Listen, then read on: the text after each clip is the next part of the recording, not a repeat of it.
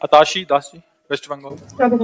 राधे राधे महाराज जी। महाराज जी, मैं ये समझना चाहती हूँ कि वो कौन सी खोज होती है जिसे पाने के लिए हर एक इंसान अपने जन्म से मृत्यु तक दौड़ता ही रहता है।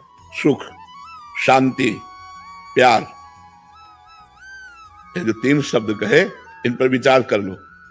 हर व्यक्ति सुख चाहता है जिसमें दुख न मिला हो। हर व्यक्ति शांति चाहता है जहां शांति न हो। हर व्यक्ति निश्चल प्यार चाहता है, मुझे कोई प्यार करे। है कि नहीं मांग? आप देखो, सबके हृदय की मांग होती है सुख, शांति और प्यार, प्रेम।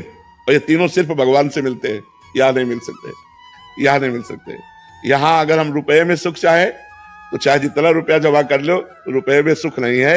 रुपया इसलिए अच्छा लगता है क्योंकि उससे सामग्री मिलती है। नहीं, एक कमरे में रुपया रुपया भर दिया जाए, आपको बंद कर दिया जाए तो आप चिल्ला के कहोगे बाहर निकाल दो, क्योंकि रुपये में सुख नहीं है।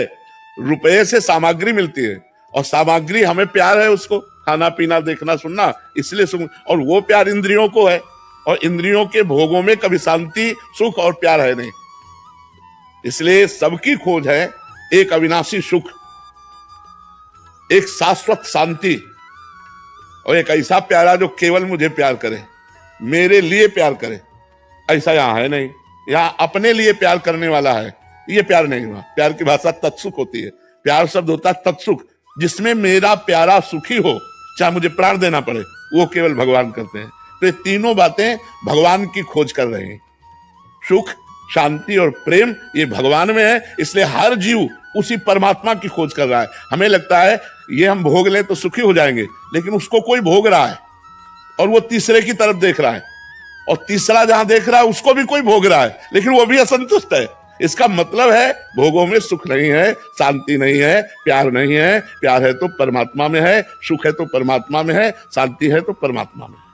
बट ये तत्कालिक विषय अच्छे लगते हैं महाराज जी। भगवान का बहुत अच्छा लगता है, कब मिलेंगे, या नाम जब कष्टप्रद लगता है। हाँ, यद तज्ञे अमृतोपमं परिणामे विषम्यु, जो जिनका भोग तुरंत अमृत जैसा लगे उनका परिणाम विष होता है। लेकिन आप सब गृहस्थ हैं, भोगे हुए हैं। कौन सा ऐसा भोग है जो आप ना भोगे हुए हैं? आप बोलिए, क्या मन बोला अब कछुनाथ न चाहिए मोरे? ऐसा कभी हुआ? ऐसा कभी नहीं हुआ। और ऐसा तभी होगा जब भगवान के चरण मिल जाएंगे। जैसे केवट भगवान के चरण धो रहा है ना, अति आनंद उमग अनुरागा, चरण सरोज पखारन लागा। और भगवान बाद में जानकी जी की अंगूठी देते हैं तो क्या कहता है? अब कछुनाथ न चाहे। पा गए हम, आज मुझे वो मिल गया जो बहुत जन्मों से खोज रहा था।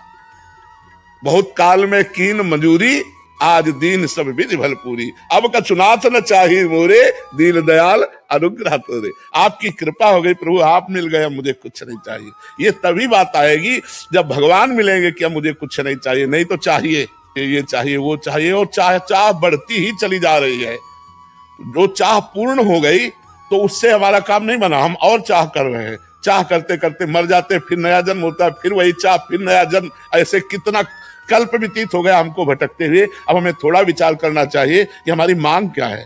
हमारी मांग भगवान है, अंदर की जो मांग है वो भगवान है, क्योंकि सुख और शांति और प्रेम सिर्फ भगवान में है, वो संसार में नहीं है। आप कहीं भी खोज के महाराज जी के भक्त राधे राधे कमेंट करें।